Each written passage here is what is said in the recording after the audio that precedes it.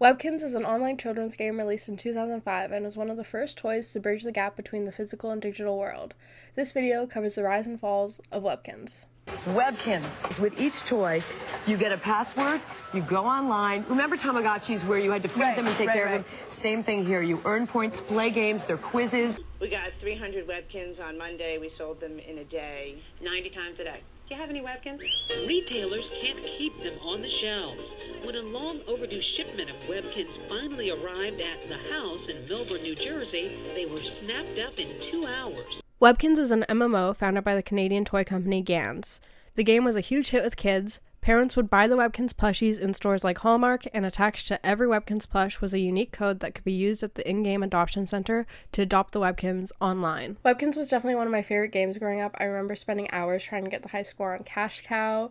I had an insane amount of the plushies, and I had the body spray and the stationery set, and I think I even have the trading cards. I think I still have them. By 2006, just 1 year after the launch, over 2 million plushies were sold to retailers, and there were over 1 million players in the game. They would rely on word of mouth to gain popularity, and that seemed to really work for them because by 2006 they had made an estimated 100 million off the Webkinz brand. The plushies retailed around $14 Canadian and were only sold in Canada and the US, but international users were able to buy the virtual pets from the online e-store. They had all sorts of plushies, mostly based on real-life animals, but some based on mythological and fictional creatures. Some of my favorites are the texting puppy, the whimsy dragon, the love frog, the reindeer, the pink poodle, and then of course the basset hound and alley cat, just because those two were my first ever Webkinz. There's hundreds of different plushies. By 2008, Webkinz had already released the 100th plush, and by 2009 they had released the 300th pet since they were growing so quickly. In an interview with Webkinz creative director Carl Borst, he said, "The site was seen as the marketing.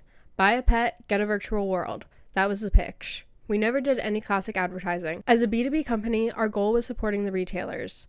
So we created a DVD promoting the game to be played in-store, going so far as to provide TVs with built-in DVD players to stores that needed them. The one piece of outreach that we did was to send Webkinz plushies to numerous schools. The results were surprising. We heard stories of schools where every kid had gotten a Webkinz, while a school a mile away hadn't heard of them." When asked how did you pitch to retailers and why weren't plushies sold in bigger stores like Walmart and Target and instead sold in Hallmark and smaller chains, Borst answered, "The key thing to remember here is that Webkinz is not a toy company like Hasbro or Spin Master, nor a gaming company. It's a giftware company. Webkinz's success has always been with having close relationships with the thousands of small independent gift stores throughout Canada and the USA. Webkinz was always seen as a gift store or a specialty toy store product. At our peak, some of those gift retailers were reselling the plush to Walmart and Toys R Us, which forced us to reevaluate how we worked with the big box stores. So there was a period where Webkinz were available in the larger chains. These adorable plushes were not just fun for kids to play with in real life, but when they used the online code attached to each pet, they were given access to an online world full of things to do. Players could decorate their rooms, chat with other players in Kinz Chat, and play arcade games like Polar Plunge, Wacky Zingo, Smoothie Moves, Tile Towers, Picnic, and my personal favorite, Cash Cow. If you want to see me explore the world of Webkinz and play all these games, I have a video down below. Players were also able to visit classic characters like Dr. Quack from the clinic, where players could get checkups and medicine for their sick pets, Mrs. Birdie at the adoption center, where players could enter new codes to adopt more pets, Artifact at the curio shop, where players could mine for the gem of the day and work towards getting a crown of wonder, and shop for rare furniture pieces. Tabby Von Meow at the employment office, where you could get a job like being Dr. Quack's assistant, a hamburger cook, fence painting, babysitting, and a bunch more. Players were also able to buy virtual-only pets, exclusive furniture, and clothing through the Webkinz e-store. They also had a lot of other merchandise, like clothing you could purchase in real life for your Webkinz, figurines, stationery sets, and even a trading card game. Okay, so I found some of my old Webkinz. I used to have like 40 of them. I feel like I had like 70 at one point. But these are the only ones I kept. I don't know why I kept them, because these weren't even like my first ones. But we have the ferret. I don't remember what I named any of them. This one I got early on. He's a little Kinz black lab. I like the hippo. I know why I kept the hippo. The hippo's cool. Oh my gosh, and the panda's really cool too. I was really excited to get the panda. Oh my gosh, the pig. I freaking love pigs. I'm gonna keep this pig for the rest of my life. Toucan, I think. Yep, Toko Toucan, of course. The poodle, I never really liked this guy. I don't like how he feels, but he's stuck around for a long time. Are you even a Webkinz? Yeah, you are. Oh yeah, Webkinz have this little W on their paw, and I thought they had one somewhere else. And then I have this cat, which I freaking love, and I'm also gonna keep this one for the rest of my life. I wrote on it. I wrote my name on it. I didn't want anyone to take them. And then I also found my Webkinz trading cards. I don't remember the trading cards, but I found them with all my Pokemon stuff, which was exciting. And Digimon cards. Okay, wait. This feels like a rare card. Ooh, another one. King's Throne and Dream-O-Meter Bed. The classics. But yeah, I don't know how you play the game. I'm pretty sure you need more cards than this, so I probably never played the game at all. And I doubt you can even freaking buy these cards anymore. And one more thing, I remember winning this at the fair, and I kept it sealed because I'm like, this is a collectible. It's going to be worth a lot one day. It's probably worth like $5 now. And it's all dirty because I lost it, and I found out on my stairs today. But it's the trumpet playing Googles. It's really freaking dirty. But if anyone wants this collectible, sealed, new in box, then check out my eBay store. And then I also have this. This is, on the Webkinz website, I swear I can't find it anymore. I tried looking at like archived versions of the website and I can't find it. But they had a place where users could upload their own recipes. And so I printed out my favorite recipes from that site. Like the baseball float. Difficulty 1 star. You need a large mug, 1 can of ginger ale, blue food coloring, red icing, and vanilla ice cream. Oh, you can actually color the ginger ale with any color you like. So yeah, I just went on their website and I just took a bunch of the recipes and printed it out as if I'm ever gonna make these, and I definitely never made these once. Okay, this one. Okay. Sticky spider cider. Cool drink for Halloween or something. Difficulty 1 star. You need a hot glue gun. You need to hot glue spider webs onto the mug. How is that 1 star? That sounds hard. And that's not even including making the drink. Ew, this one's called Yummy Humans. What? Webkinz? I don't know if Webkinz made these. Like, someone at Webkinz wrote all these recipes, or if it was... I'm pretty sure it was like user submitted and then Webkinz put it up on their website, but I cannot find anything about it. It just takes 1 can of chickpeas, 1 clove of garlic, 1 tablespoon of lemon juice, 1 tablespoon of olive oil, and a blender. If you're not a fan of garlic, you can always leave it out. Okay, I remember really wanting to make this one. Chocolate pizza. Pizza topping suggestions: gummy bears, potato chips, candy-coated chocolate pretzels.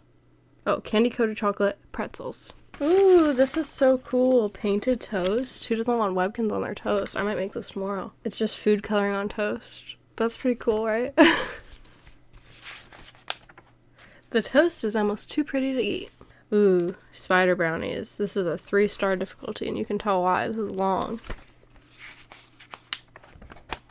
Oh, it's 2 pages. These brownies look creepy, but totally taste yummy. Oh my gosh, I think I put them in order from easiest to hardest. This is the hardest recipe in the book. 4 stars. Delicious hot chocolate. Here's the recipe if anyone wants. The last page. The end. Hope you like the snacks. Smiley face. I also remember KinzTube being a thing. What was it called? KinzTube. Look it up on YouTube. I used to watch those videos all the time. Just like people taking their Webkinz and like making a show. I made a show too. I recreated American Idol, I think, and probably America's Got Talent because I loved America's Got Talent. But yeah, KinzTube. I'm gonna roll a clip. And up next, our first contestant.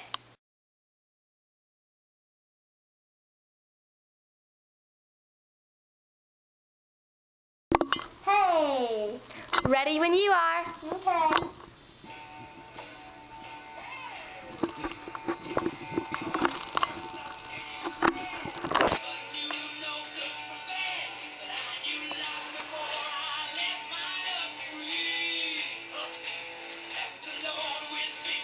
Did you not like it? Well, it was a little different. Basically it's just not what we're looking for. The song's old, Queen is so 80s-90s, so, get a life. Webkinz also had many beloved characters like Artie, owner of the curio shop, Miss Birdie from the adoption center, and Dr. Quack from the clinic. Dr. Quack would give your pets checkups whenever they were feeling ill, but there was actually a rumor going around about him. In 2007, players of the game started a rumor that Dr. Quack was a Webkinz killer. The rumor is that a Webkinz killer was added to the game by either a developer at a competing website or by a disgruntled employee. Some people said that the killer was a virus that appeared as a penguin with red eyes.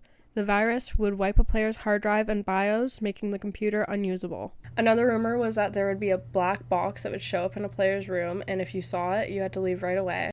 If the box was clicked on, something would pop out and decapitate their pet. Frequently, the Webkinz killer is identified as Dr. Quack. Dr. Quack also had specific rumors surrounding his clinic, with one stating that if a player clicked the eyesight testing poster too many times, he would become upset and kill their pets. It was also rumored that he could give pets poisonous pills, which would kill them.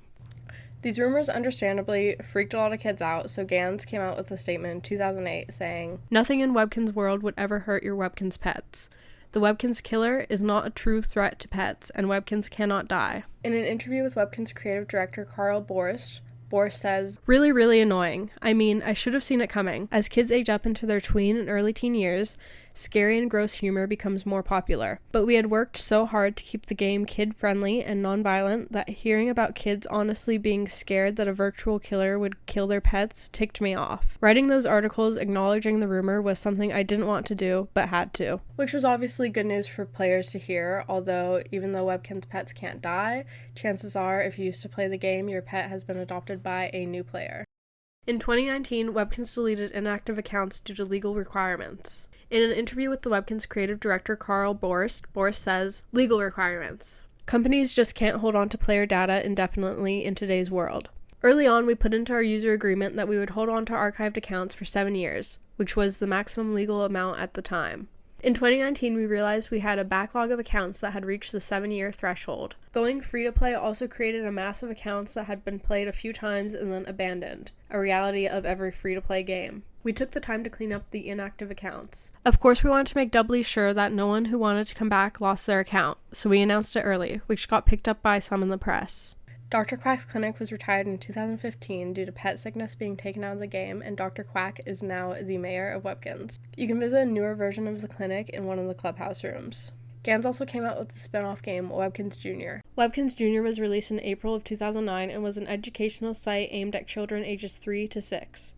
Like Webkinz, Webkinz Jr. had a deluxe membership subscription service that allowed users and parents to access more features on the site. Webkinz Jr. shut down in 2018. And Gans also came out with a Facebook version of Webkinz called Webkinz Friends. Webkinz Friends was hosted mainly on Facebook and mobile app stores. It launched in 2012, and the game had many similarities to both the original Webkinz world and other popular Facebook games like Farmville. There are goals to complete which would grant you items in Kinz Cash, and buildings would generate revenue which you could then use to build more buildings and buy decorations. There was also an option to send exclusive items from Webkinz Friends to your Webkinz World account. You were also able to befriend others through linking your Facebook account to the game, allowing you to visit other towns. On July 29, 2014, new members were unable to make new accounts, with August 31st, 2014 being the final shutdown period for all players. So how did Webkinz go from a hugely popular site to almost no one playing it? The Webkinz decline could be due to players moving on to other games like Club Penguin, the rise of smartphones and mobile games, and also just players growing up and losing interest. Webkinz definitely isn't as popular as it once was, but for some reason, Webkinz remains online. The player base doesn't seem to be very big, but it doesn't seem like Webkinz is going anywhere anytime soon. Webkinz released a new version of the game on October 23rd, 2020. This new version is called Webkinz Next. Webkinz Next is similar to Webkinz Classic, with both games including familiar characters and many of the same mechanics and gameplay, though a few new functions were added or modified. The main difference between the two is the modern 3D redesign of Webkinz World as a whole, as well as the ability to freely wander throughout the Kinzville map. Webkinz Classic and Webkinz Next can be accessed using the same login, providing a Webkinz Classic account was created beforehand. However, the pets, items, and other gameplay are not shared, and each account is separate aside from the name. Pet Pets have new 3D models and are able to properly wear clothes rather than simply layering them on top. New types of clothes have been added, such as backpacks, bracelets, and necklaces. Unlike Webkinz Classic, players can now dress their pets wherever with no restrictions, and their pet will be fully clothed rather than half-dressed like in the original. Babies are also a new mechanic built into the game. Using 2 of your pet's sparks, they can create a baby Webkinz that resembles both of their parents. Players are to then care for their new baby, which will grow through growth moments each time its requests are met.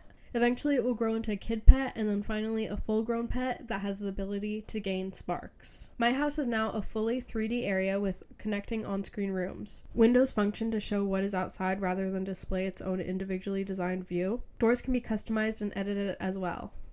Items may now be placed onto more surfaces, such as dressers and fireplace mantles, and can be rotated more freely with advanced editing, which removes the grid.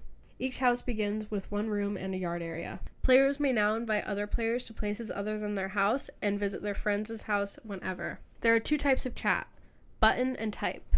Button chat is available for all users and consists of predetermined phrases, while type chat must be activated by a parent account. There are still restrictions through type chat. Misspells and numbers will not be sent, as well as certain phrases like your name. Attempts to say blocked words will just result in the pet saying, "I am so silly." Webkinz is very active at upkeeping both Webkinz Classic and Webkinz Next. Webkinz makes daily posts on social media, and they even have a podcast called The Podkinz, where they update listeners weekly on news, events, and whatever's happening in the game. It seems like neither Webkinz Classic or Webkinz Next are going anywhere anytime soon. Did you play Webkinz when you were younger? Have you played recently? Let me know in the comments, and you can also check out my other video of me playing both Webkinz Classic and Webkinz Next. Thanks for watching.